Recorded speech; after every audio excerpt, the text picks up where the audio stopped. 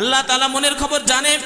ওই বান্দা এত রাতে কি কারণে দাঁড়িয়ে দাঁড়িয়ে নামাজে আছে এটাও আল্লাহ জানে। জানার পরেও আল্লাহ পাক রব্বুল আলামিন তার ফেরেশতাদের ডাক দিয়ে বলেন, রে আমার ফেরেশতাদের দল, আমার ওই বান্দা কেন এত রাতে উঠছে?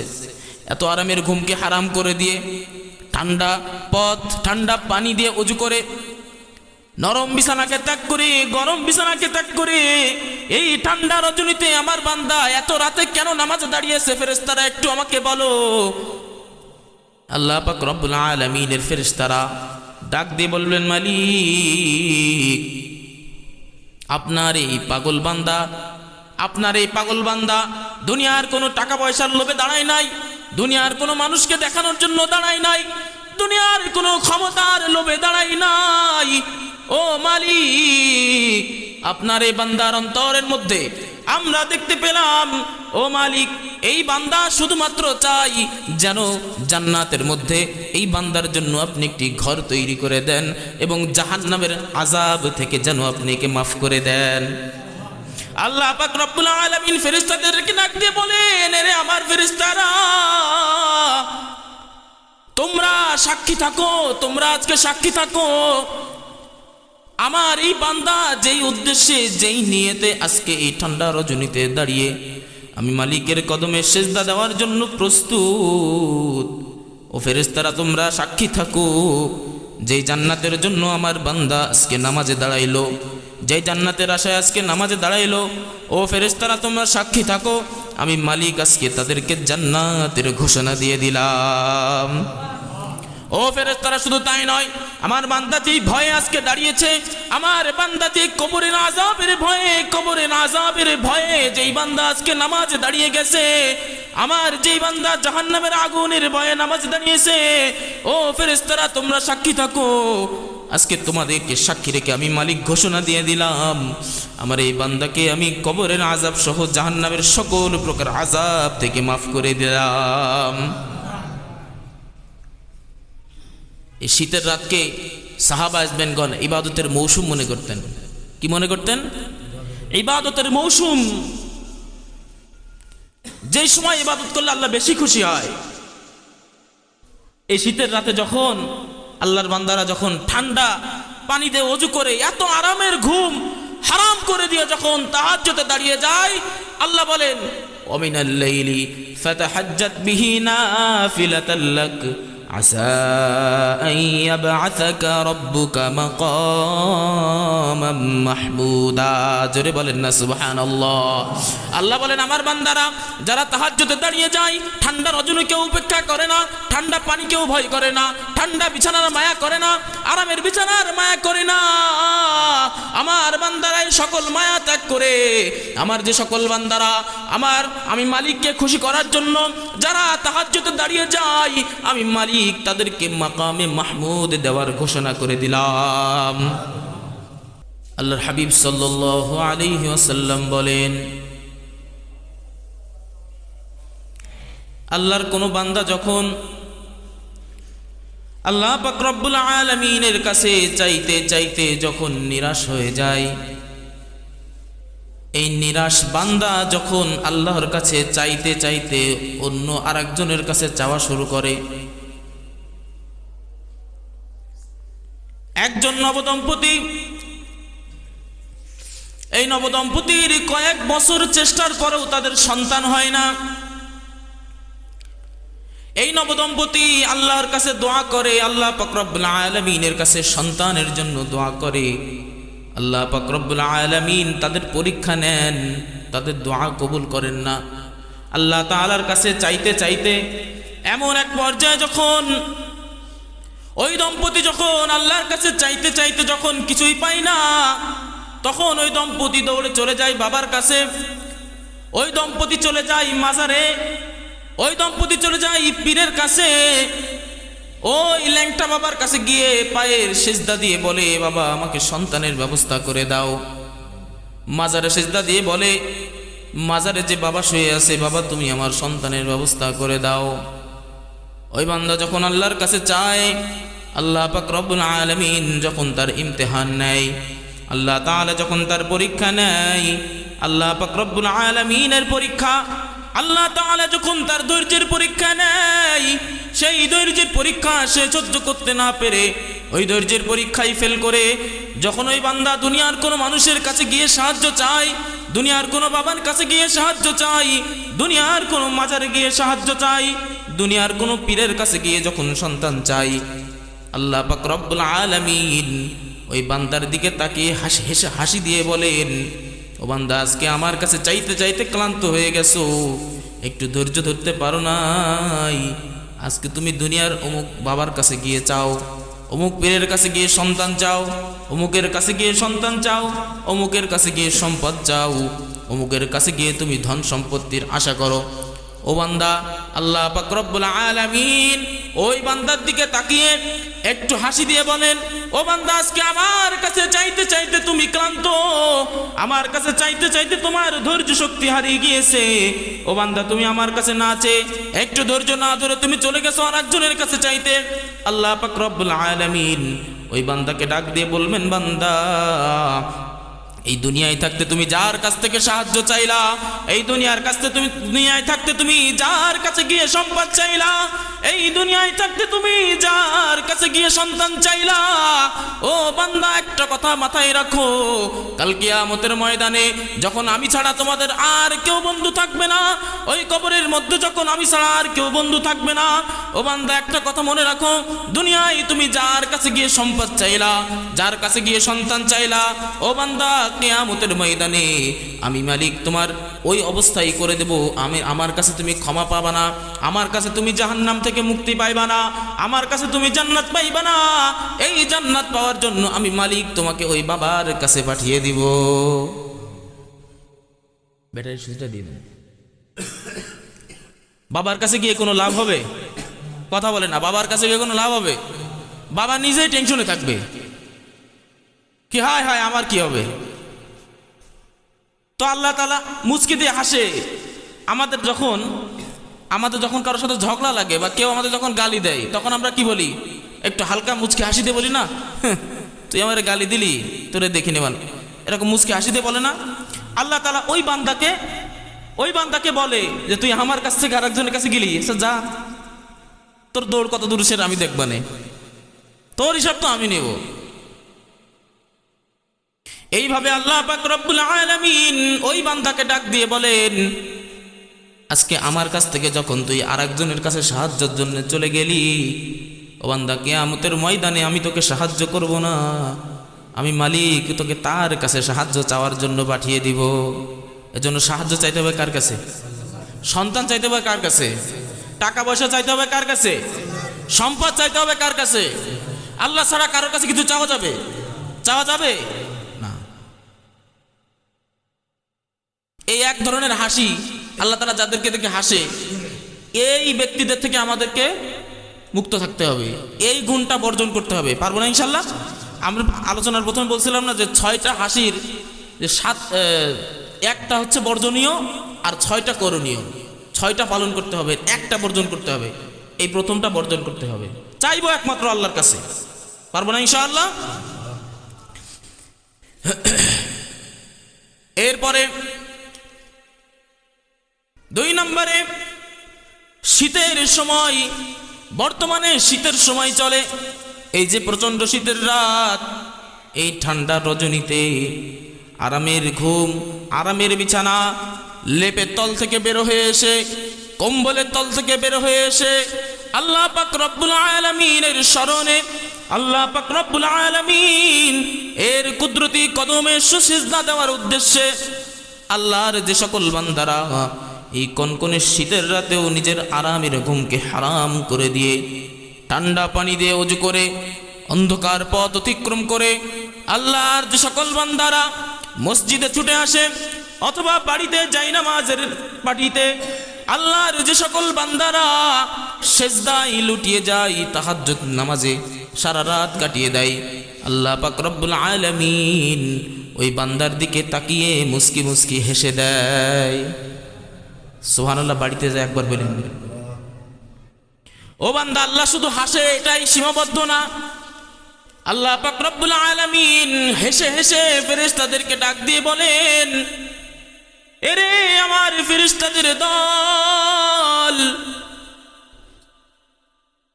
এ ফেরেশতারা একটু তাকিয়ে দেখ, ওই বিলকান্দা এলাকায় অমুকের বাড়ির মধ্যে, অমুকের ঘরের মধ্যে অমুকের সন্তান ওই আব্দুর রহিম দাঁড়িয়ে আছে নামাজের মধ্যে, কেন দাঁড়িয়ে আছে একটু খোঁজ নাও। আল্লাহ জানে কিনা? আল্লাহ জানে কিনা?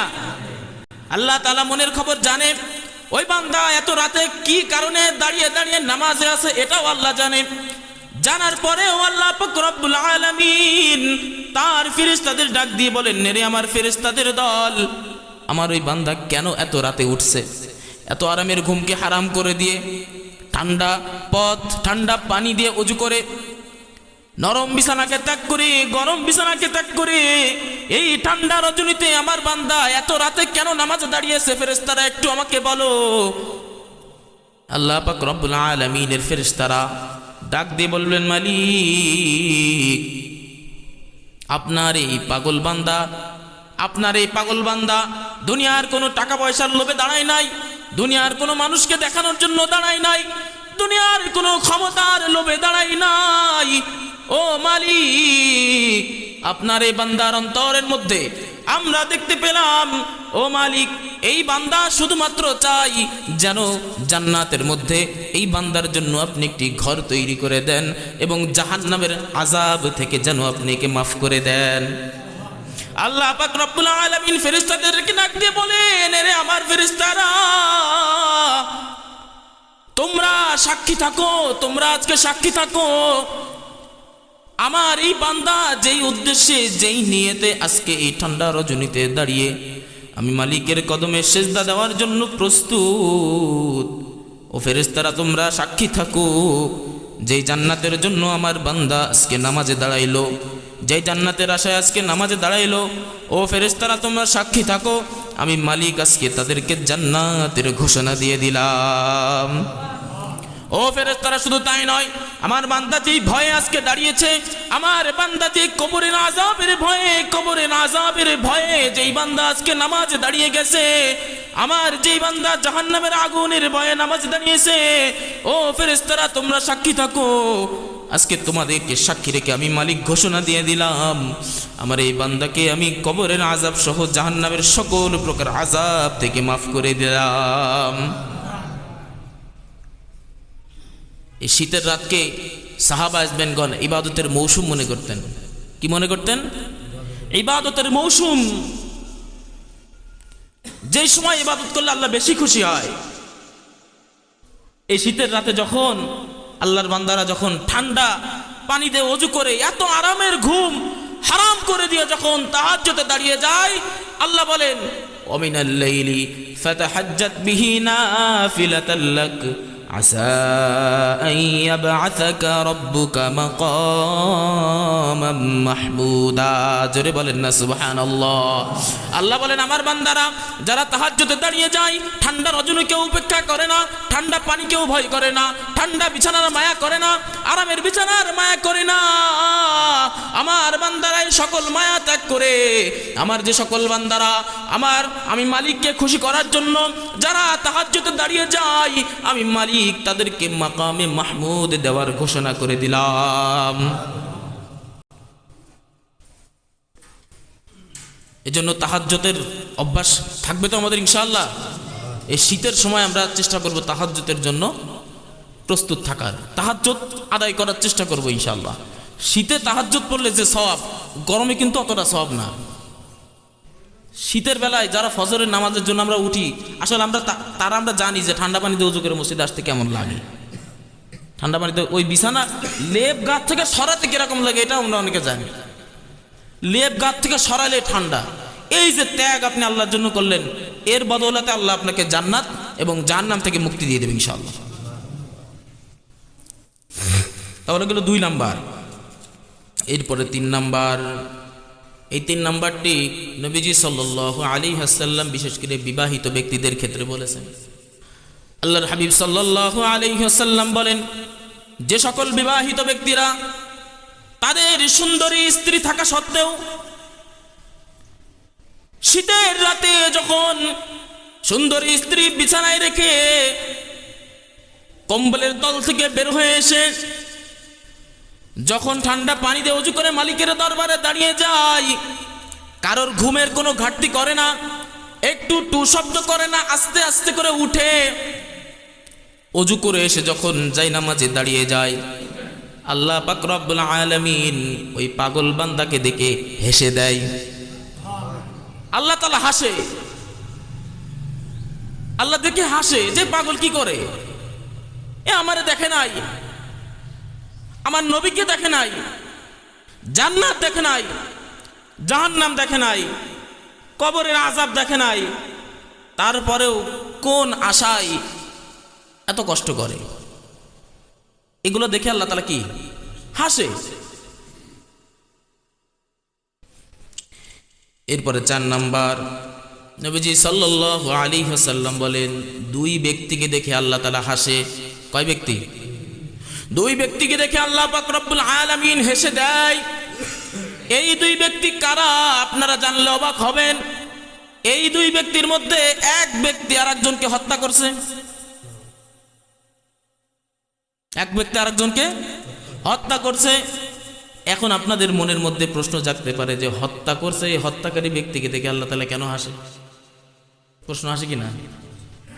হত্যা করা, একটা মানুষকে হত্যা করা কি মহা অপরাধ না? তারপর আল্লাহ কেন হাসে? নবীজি সাল্লাল্লাহু আলাইহি ওয়াসাল্লাম বলেন, এই যে 2 ব্যক্তিকে আল্লাহ পাক রব্বুল আলামিনকে দেখে হাসে, একজন আরেকজনকে হত্যা করেছিল। কেন হত্যা করেছিল? জিহাদের ময়দানে ওই ব্যক্তি যখন, এক ব্যক্তি কাফের ছিল আর এক ব্যক্তি মুজাহিদ ছিল। ওই ব্যক্তি কাফের ব্যক্তি জিহাদের ময়দানে ওই মুজাহিদ ব্যক্তিকে ওইখানে হত্যা করে শহীদ করে দিয়েছে। শহীদ হয়ে গেছে বিধায় ওই ব্যক্তিকে দেখে আল্লাহ পাক রব্বুল আলামিন হাসে। এখন প্রশ্ন করতে পারেন, হুজুর তাহলে এই যে ব্যক্তি হত্যা করলো এই হত্যাকারীকে দেখে আল্লাহ তাআলা কেন হাসে? আল্লাহ পাক রব্বুল আলামিন বলতেছেন, এই যে হত্যাকারী ব্যক্তি সে যখন তার অপরাধ বুঝতে পেরে সে যখন মুমিন হয়ে যায়, এই মুমিন হয়ে গিয়ে যখন সে তওবা করে ফিরে আসে, আল্লাহ পাক রব্বুল আলামিন ওই হত্যাকারীকে দেখেও হেসে দেয়। একজন জিহাদের ময়দানে গিয়ে শহীদ হয়ে গেল, ওই শহীদ ব্যক্তিকে দেখেও আল্লাহ তাআলা হেসে দেয়। এবং যে ব্যক্তি তাকে হত্যা করলো, ওই হত্যাকারী ব্যক্তি, ওই গুনাহগার ব্যক্তি, ওই কাফের মুশরিক যখন নিজের অপরাধ বুঝতে পেরে যখন অনুতপ্ত হয়ে মালিকের দরবারে এসে ক্ষমা চেয়ে নিজেকে পবিত্র করে নেয়, এই তওবা আল্লাহর কাছে এত পছন্দ হয়ে যায়, এই তওবা দেখে আল্লাহ পাক রব্বুল আলামিন ওই ব্যক্তিকে হেসে দেয়। তওবা করলে আল্লাহ তাআলা হেসে দেয়। যে তওবা করছে, কাকে দেখে তওবা করছে, কি কারণে তওবা করছে? এরপর 5 নম্বরে আল্লাহর হাবিব সাল্লাল্লাহু আলাইহি ওয়াসাল্লামের একজন সাহাবী ছিল, তার নাম হচ্ছে সাদ ইবনে মুআজ। সাদ ইবনে মুআজ ছিল একজন আনসারী সাহাবী। এই সাদ ইবনে মুআজ রাদিয়াল্লাহু তাআলা আনহু, তিনি যখন জিহাদের ময়দানে যখন শহীদ হয়ে যায়, এই সাদ ইবনে মুআজ যখন শহীদ হয়ে যায়, তার এই শহীদ হওয়ার পর স্বয়ং আল্লাহ পাক রব্বুল আলামিন তাকে দেখে হেসে দেয়। শুধু তাই নয়, এই সাদ ইবনে মুআজ রাদিয়াল্লাহু তাআলা আনহু এমন একজন সাহাবী ছিলেন, যেই সাহাবীর মৃত্যুতে আল্লাহ পাক রব্বুল আলামিনের আরশ পর্যন্ত কেঁপে উঠেছিল। আল্লাহ তাআলার আরশ পর্যন্ত কেঁপে ওঠার মানে কি? সাদ ইবনে মুআজ রাদিয়াল্লাহু তাআলা এত বড় একজন সাহাবী ছিলেন, যাকে স্বয়ং আল্লাহ পাক রব্বুল আলামিন নিজে ভালোবাসতেন। আল্লাহ তাআলা ভালোবাসতেন, জিবরিল আমিনও ভালোবাসতো, জিবরিল আমিন ভালোবাসতো, এবং সঙ্গে সঙ্গে সমস্ত ফেরেশতা যুগের ফেরেশতা কুলের সকল ফেরেশতারাও এই সাহাবীকে ভালোবাসতো। ওই ফেরেশতারা যখন সাহাবীকে ভালোবাসতো, তাম পৃথিবীর সকল মানুষ ওই সাহাবীকে ভালোবাসতে শুরু করে দিয়েছিল। যখন এমন একজন সাহাবীর মৃত্যু হয়ে গেল, সাথে সাথে তাম বিশ্ব থেকে শুরু করে আল্লাহ পাক রব্বুল আলামিনের আরশ পর্যন্ত কেঁপে উঠেছিল।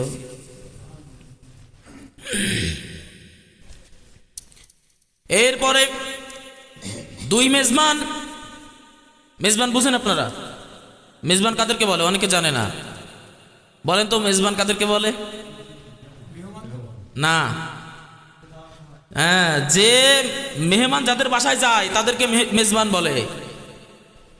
আপনারা আমার বাসায় আসলে আপনারা আমার মেহমান, আর আমি হচ্ছে মেজবান। হ্যাঁ, আমার শিমুল ভাইকে দাওয়াত করে না খালি বোঝা যায়। হুজুরের বাড়ি দাওয়াত হয়, আপনারা শুনেছেন কোনোদিন?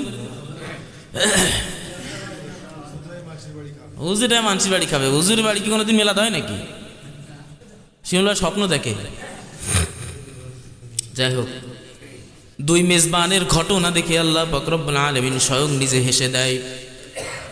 আল্লাহর হাবিব সাল্লাল্লাহু আলাইহি ওয়াসাল্লামের কাছে একদিন তার একজন মেহমান আসলেন। নবীজি সাল্লাল্লাহু আলাইহি ওয়াসাল্লাম ওই মেহমানকে ডাক দিয়ে বললেন, আপনি একটু অপেক্ষা করেন, আমি আপনাকে একটু মেহমানদারি করাতে চাই, আমি আপনার মেজবান হতে চাই, আপনি একটু অপেক্ষা করেন। আল্লাহর হাবিব সাল্লাল্লাহু আলাইহি ওয়াসাল্লাম তার বিবিদের ঘরে সংবাদ পৌঁছালেন যে একজন মেহমান আসছে, একটু খাবারের ব্যবস্থা করে দাও। নবীজি সাল্লাল্লাহু আলাইহি ওয়াসাল্লামের বিবিরা উত্তর দিল, ঘরের মধ্যে পানি ছাড়া আর কোনো খাবার নাই, পানি ছাড়া আর কোনো খাবার নাই। তারা এটা স্বাভাবিকভাবে বলল যে পানি ছাড়া ঘরে আর কিছু নেই। কেন কেন স্বাভাবিকভাবে কেন বলল? কারণ আল্লাহর হাবিব সাল্লাল্লাহু আলাইহি ওয়াসাল্লামের স্ত্রীদের ঘরে মাসের পর মাস চলে যায়, চুলায় আগুন জ্বলে না। মাসকে মাস পার হয়ে যায়, চুলায় আগুন জ্বলে না। ঘরে খোঁজ নিয়ে দেখলো খাবার নাই। শুধু পানি দিয়ে তো একজনকে মেহমানদারি করানো সম্ভব না। নবীজি সাল্লাল্লাহু আলাইহি ওয়াসাল্লাম সাহাবীদেরকে বললেন, রে আমার সাহাবীর দল, আমার এই মেহমানকে মেজবানি করানোর জন্য একজন কি প্রস্তুত আছো নাকি? নবীজি সাহাবীদের থেকে একজন হাত তুলে বলল, ইয়া রাসূলুল্লাহ, ইয়া হাবিবাল্লাহ, পড়েন সাল্লাল্লাহু, আমি এই আপনার এই মেহমানকে মেহমানদারি করাতে চাই, আমাকে দায়িত্ব দেন। নবীজি সাল্লাল্লাহু আলাইহি ওয়াসাল্লাম তাকে দায়িত্ব দিলেন। আল্লাহর হাবিব সাল্লাল্লাহু আলাইহি ওয়াসাল্লামের সাহাবী ওই মেহমানকে নিয়ে তার বাড়িতে চলে যায়। বাড়িতে গিয়ে বিবিকে ডাক দিয়ে বলে, বিবি আমার মেহমান নিয়ে আসছি, নবীজির মেহমান, এনাকে কোনোভাবে অবহেলা করা যাবে না, এনাকে কলিজা ভরে মেহমানদারি করাতে হবে। ঘরের মধ্যে ভালো মন্দ কি খাবার আছে বের করে দাও, মেহমানকে মেহমানদারি করাই তার অন্তরকে খুশি করিয়ে দেয়। ওই সাহাবীর বিবি ডাক দিয়ে বলেন, স্বামী আমার, ঘরের মধ্যে তো কোনো খাবার নাই, শুধু সন্তানদের জন্য সামান্য কিছু খাবার আছে, আমাদের নিজেদের খাবার কোনো খাবার নাই। বাড়তি কোনো খাবার তো দূরের কথা, নিজেদের খাওয়ার মতো কোনো খাবার নাই। সন্তানের জন্য কিছু খাবার রেখে দিয়েছি স্বামী, এই খাবারটুকু আছে, তুমি একটু এই খাবারগুলো মেহমানদারি করাও, এই খাবারগুলো মেহমানকে দিয়ে খুশি করাও। স্বামী ডাক দিয়ে বলেন, আচ্ছা ঠিক আছে, আমরা একটি পরামর্শ করি, একটা বুদ্ধি করি, যেহেতু মেহমান আসছে তারা তো আমাদের ছাড়া কিছু খাবে না। স্বাভাবিকভাবে কোনো মেহমান যদি কোনো মেহমানদের বাসায় যায়, মেহমানদারি করানোর সময় বাড়ির মানুষজন বাদ দিয়ে কিন্তু তারা খায় না। সাহাবী যখন বুঝতে পারলো এরকম কিছু একটা ঘটবে, তখন সাহাবী বলল, একটা বুদ্ধি করি, রাতের বেলায় আমরা মেহমানদেরকে খাইতে দিব, আমরা একটা নাটক করব, তুমি বাতিটা নিভিয়ে দিবা, বাতিটা নিভিয়ে দিবা। খাবারের সময় হয়ে গেল, সবাই খাইতে বসে গেল, মেহমানও খাইতে শুরু করেছে। এমন সময় আল্লাহর হাবিব সাল্লাল্লাহু আলাইহি ওয়াসাল্লামের সাহাবীর ওই স্ত্রী, তিনি হুট করে বাতিটা গোপনেই বন্ধ করে দিয়েছেন। তিনি বন্ধ করে দিয়েছেন এবং বন্ধ করার পর তিনি আবার বাতি ঠিক করতে লেগে গিয়েছেন। একটু নাটক করতেছে আর কি, বাতি ঠিক করতেছে, ইস বন্ধ হয়ে গেল, কি দেখি হলো। প্রচন্ড অন্ধকার, কোথাও কিছু দেখা যায় না, মেহমানদের পাতে খাবার আছে। সাহাবী বলল, মেহমানরা আপনারা খাইতে শুরু করে দেন। মেহমানরা খাইতে শুরু করলো। আল্লাহর হাবিব সাল্লাল্লাহু আলাইহি ওয়াসাল্লামের সাহাবী তারা আগে থেকেই পরিকল্পনা করে রাখছিল, মেহমান যখন খাইবে তখন আমরা নিজেরা নিজেদের মুখ নাড়াবো। মুখের ভিতর খাবার না থাকলেও মুখ নাড়াইলে পাশে থেকে সামান্য শব্দ পাওয়া যায় কিনা? যায় না? রুটি চাবাইলে শব্দ পাওয়া যায় না? অন্ধকারের মধ্যে বাতি নাই, কিচ্ছু নাই, মেহমানরা খাচ্ছে, এদিকে স্বামী স্ত্রী দুইজন মুখ নাড়াচ্ছে, মেহমানদের মুখে খাবার, স্বামীর মুখে খাবার নাই, স্ত্রীর মুখেও খাবার নাই। এইভাবে যখন খাবার শেষ হয়ে গেল, বাতি জ্বালিয়ে দেওয়া হলো, যখন তাদের রাতে এই কাজকর্ম যখন তারা করে, এই কর্মকাণ্ডের পর যখন সকালে নবীজি সাল্লাল্লাহু আলাইহি ওয়াসাল্লামের দরবারে যায়, গিয়ে বলে, ইয়া রাসূলুল্লাহ, ইয়া হাবিবাল্লাহ, আপনার মেহমানকে নিয়ে গিয়েছিলাম মেহমানদারি করানোর জন্য, আমার যতটুকু সাধ্য হয়েছে আমি আমার সাধ্য মতো চেষ্টা করেছি তাকে মেহমানদারি করানোর। ইয়া রাসূলুল্লাহ, ইয়া হাবিবাল্লাহ, এই যে আপনার মেহমান। নবীজি সাল্লাল্লাহু আলাইহি ওয়াসাল্লাম ডাক দিয়ে বললেন, আরে আমার সাহাবী, এদিকে আসো, এদিকে আসো। কালকে রাতে তুমি আর তোমার স্ত্রী মিলে যে কাজকর্ম, যে কর্মকাণ্ড তোমরা ঘটিয়েছো, এই কর্মকাণ্ড দেখে স্বয়ং আল্লাহ রাব্বুল আলামিন নিজে হেসে দিয়েছেন। আল্লাহ তাআলা নিজে হেসে দিয়েছেন। এ পাগলেরা করে কি? আজকে আমাদের ঘরে মেহমান আসলে আমরা মনে মনে বিরক্ত হই, কিন্তু মুখে হাসি থাকে, ঠিক কিনা? কথা বলে না, ঠিক কিনা? মনে মনে বিরক্ত হই, কিন্তু মুখে কিন্তু একটা হাসি থাকে, হ্যাঁ ভাই আসছেন, ভালো হয়েছে, বসেন। তো মনের মধ্যে একটা টাকা পয়সা নেই কাছে, কি দেখি খাতি দিবা নেই, এরকম চিন্তা ভাবনা থাকে কিনা?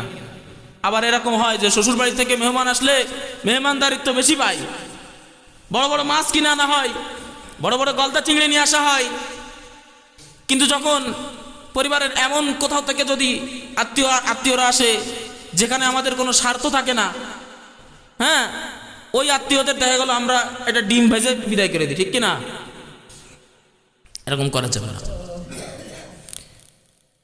আল্লাহ পাক রব্বুল আলামিন যখন কারোর উপর খুশি হয়ে যান, আল্লাহ তাআলা যখন নিজে খুশি থাকেন, তখন তার বান্দাদের বাসায় মেহমান পাঠায়। মেহমান আসা মানে একটা বরকত, একটা রহমত। মেহমান আসা মানে কি? রহমত, আল্লাহ তাআলার পক্ষ থেকে রহমত। সময় খুবই সংক্ষেপ। এরপরে সর্বশেষ যে ব্যক্তি জান্নাতে যায়, এই জান্নাতি ব্যক্তির কর্মকাণ্ড দেখে স্বয়ং আল্লাহ রাব্বুল আলামিন নিজে হেসে দেয়। ওই ব্যক্তি যখন জাহান্নাম থেকে দৌড়ায়, আগুনের ভয়ে দৌড়ায়, আগুনের ভয়ে যখন দৌড়িয়ে দৌড়িয়ে একটু দূরে যায়, ওই আগুন থেকে যখন একটু নিস্তার পেয়ে যায়, ওই ব্যক্তি আগুনকে ডাক দিয়ে বলে, আগুন, আজকে তোমার এই আযাব থেকে আল্লাহ পাক রব্বুল আলামিন নিজে আমাকে বাঁচাইছেন। আল্লাহ তাআলা নিজে দয়া করে আমাকে বাঁচাইছেন। আমাকে আল্লাহ তাআলা যে দয়া করে আজকে বাঁচাইছেন, হয়তোবা পৃথিবীতে কাউকে আল্লাহ তাআলা এত দয়া করেনি। মানে কি? ও জান্নাতও দেখে নাই, জাহান্নামে তো ছিল, জান্নাতের সুখ শান্তি কিচ্ছু দেখে নাই। এই জন্য ও মনে করছে যে জাহান্নাম, আগুন থেকে বাঁচছি মানে আল্লাহ তাআলা আমাকে কত বড় নিয়ামত দিয়েছে, এর থেকে বড় নিয়ামত আর কাউকে দেয় নাই। তার মানে বোঝেন যে জাহান্নামের আগুন কতটা কঠিন। যখন জাহান্নামের আগুন থেকে একটু দূরে যায়, ওই ব্যক্তি তাকিয়ে দেখে সামনে একটি বড় একটি গাছ। ওই ব্যক্তি আল্লাহ তাআলার কাছে দোয়া করে, মালিক, আমাকে একটু দয়া করে ওই গাছ পর্যন্ত পৌঁছিয়ে দেন, আমি আর কিছু চাই না, আমাকে ওই গাছের ছায়া পর্যন্ত পৌঁছিয়ে দিলেই হবে। আল্লাহ পাক রব্বুল আলামিন ওই বান্দার দোয়া কবুল করে বলেন, আচ্ছা ঠিক আছে, যা, তোর দোয়া কবুল করলাম। ওই বান্দা যখন ওই গাছের কাছে চলে যায়, গাছের কাছে যখন বিশ্রাম নেয়, গাছ থেকে যখন ফল আহার করে, যখন ওই গাছের নিচে অবস্থান করে, ওই বান্দার সামনের দিকে তাকিয়ে দেখে দূরে আরেকটি গাছ দেখা যায়, যেই গাছটি এই গাছের থেকে আরো অনেক সুন্দর। সুবহানাল্লাহ বলবেন না? ওই বান্দা যখন ওই গাছটি দেখে, তখন আল্লাহকে ডাক দিয়ে বলেন, আল্লাহ, আমার আর কিছু লাগবে না, আমাকে আপনি ওই গাছ পর্যন্ত পৌঁছে দেন, আমি আপনার কাছে আর কিছু চাই না। আল্লাহ তাআলা বলবেন, আচ্ছা ঠিক আছে, যা, তোকে দিয়ে দিলাম গাছ।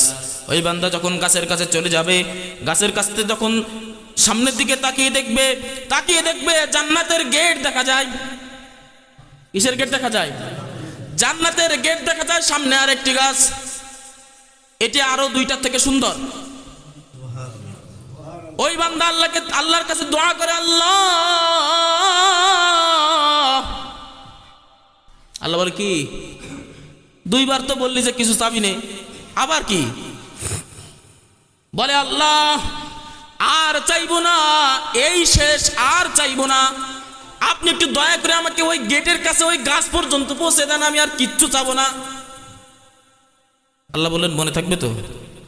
হ্যাঁ আল্লাহ মনে থাকবে, আপনি আমাকে পৌঁছিয়ে দেন। আল্লাহ পাক রব্বুল আলামিন ওই বান্দাকে ওই গাছ পর্যন্ত পৌঁছে দেয়। ওই বান্দা গাছের তলে বিশ্রাম নেয়, গাছের ফল আহার করে। হঠাৎ কানের মধ্যে জান্নাতীদের আওয়াজ শোনা যায়।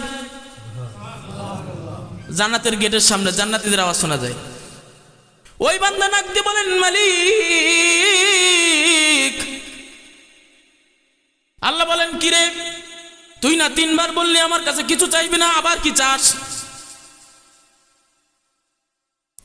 আবার কি চাস? 3 বার বলছিস কিছু চাই না, 3 বারই তোকে দান করছিস, যা চাইছিস, আবার কি চাস? ওই বান্দা বলে, মালিক এই শেষবার, আর কিছুই চাইবো না, আমাকে একটু আপনি গেটটা পার করাই দেন, আমি গেটের ওই পাশে কি আছে দেখেই চলে আসবো। আল্লাহ তাআলা বলেন, ঠিক আছে এই শেষবার, খবরদার আর যেন দ্বিতীয়বার কিছু যেন চাইতে না দেখি। আল্লাহ পাক রব্বুল আলামিনের অনুমতি পাওয়ার পর জান্নাতের গেট দিয়ে যখন জান্নাতের মধ্যে ঢুকে যায়, আর আল্লাহ পাক রব্বুল আলামিনের উসুল হলো, যাকে আল্লাহ তাআলা একবার জান্নাতের মধ্যে ঢুকাই দেয়, দ্বিতীয়বার আর সেইখান থেকে, এই যে ওই ব্যক্তির কর্মকাণ্ড, এই কর্মকাণ্ড দেখে স্বয়ং আল্লাহ পাক রব্বুল আলামিন নিজেই হেসে দেয়। আল্লাহ তাআলা হাসেন তার বান্দাদের এই সকল কর্মকাণ্ডের কারণে। আর কিছু কিছু কাজ আছে যেগুলো করলে আল্লাহ হাসে, কিন্তু ওই হাসির মধ্যেও আবার অন্যরকম ব্যবস্থা থাকে, কিন্তু ওই হাসির মধ্যে অন্যরকম অনুভূতি থাকে। ওই যে প্রথম বলছিলাম যে তুই আমার গালি দিছিস, তোরে দেখে নি, মানে তুই আমার আজকে মারলি না, তোর কি আমার এলাকায় তোর আমি পাবান না, দেখিনি মানে। আল্লাহ বলে যে তুই আমার কদম থেকে চলে যে আর একজনের কাছে সাহায্য চাস, আর একজনের কাছে সন্তান চাস, আর একজনের কাছে ক্ষমতা চাস। আজকে তো বর্তমানে দেখা যায় ক্ষমতার জন্য মানুষ ইসলামকে ভুলে যায়, ক্ষমতার জন্য মানুষ আল্লাহকে ভুলে যায়, ক্ষমতার জন্য মানুষ শরিয়াতকে ভুলে যায়, ক্ষমতার জন্য মানুষ ইসলামের হুকুম আহকামকে ভুলে যায়, ক্ষমতার জন্য নিজেকে মুসলিম হিসেবে পরিচয় দিতে ভুলে যায়। ঠিক কিনা বলেন? এ সকল মানুষদের থেকে সাবধান থাকতে হবে, পারবো না ইনশাআল্লাহ। সামনে আসতেছে নির্বাচন, এই এক একজনের ভোট কিন্তু আপনাদের এক একটা আমানত। আল্লাহ তাআলা কিন্তু দেখবেন না যে আপনি কাকে ভোট দিচ্ছেন, আল্লাহ তাআলা কিন্তু কাকে ভোট দিচ্ছেন এটা দেখবে না। আল্লাহ তাআলা দেখে আপনি কোন আদর্শ অনুসরণ করে, কোন আদর্শকে আপনি ভোট দিচ্ছেন। এজন্য এই দেশে বাংলাদেশে খেলাফত বা শরিয়াত যদি বাস্তবায়ন করতে হয়, ইসলাম দরকার। কি দরকার? ইসলামের বাইরে শরিয়াত কায়েম করা সম্ভব হবে? বলেন। কেউ যদি বলে যে আমি 1 বালতি পানি এনে দিছে, পানি দিয়ে আপনি আমাকে ঘি তৈরি করে দেখান, সম্ভব? যদি কেউ বলে হুজুর এই যে দুধ এনে দিলাম, এখান থেকে ঘি তৈরি করে দেখান, সম্ভব কিনা? আমাদের আগে দুধ আনতে হবে, তারপর ঘি তৈরি হবে। আপনি পানি এনে বলবেন আমরা পানি দিয়ে ঘি বানাই দেবো, আপনারা কেউ বিশ্বাস করবেন? বাংলাদেশের জনগণ কি এখন পাগল? না। এজন্য খুব সাবধান। তাহলে এমন কোনো কাজ করা যাবে না যে কাজ করলে আল্লাহ তাআলা আমাদের উপর হেসে দেবেন, কিন্তু ওই হাসির ভিতরে ওই যে তুই আমাকে ছেড়ে অন্য জায়গায় চলে গেছিস, কি আমাদের বাজান তোরে দেখিনি, মানে কবরে আসবি না, কবরে তো আসা লাগবে। এরকম হাসির পাত্রের জন্য আমরা না হই। আমরা ওই রকম হাসির পাত্র হব যেই হাসির পাত্রগুলো দেখে আল্লাহ তাআলা খুশি হয়ে হাসে। রাতে উঠলে যেমন আল্লাহ তাআলা ওই ব্যক্তিকে দেখে হেসে দেয়, ঠান্ডা পানিতে ওযু করে নামাজে দাঁড়াইলে যেমন ওই ব্যক্তিকে দেখে হেসে দেয়, এই রকম ব্যক্তি আমরা হতে চাই। পারবো না ইনশাআল্লাহ? আল্লাহ তাআলা আমাদের তৌফিক দান করুক, সকলে বলি আমিন। ওয়া আখিরু দাওয়ানা আলহামদুলিল্লাহি রাব্বিল আলামিন। যারা সুন্নাত পড়ি আমরা সুন্নাত পড়ে নিই।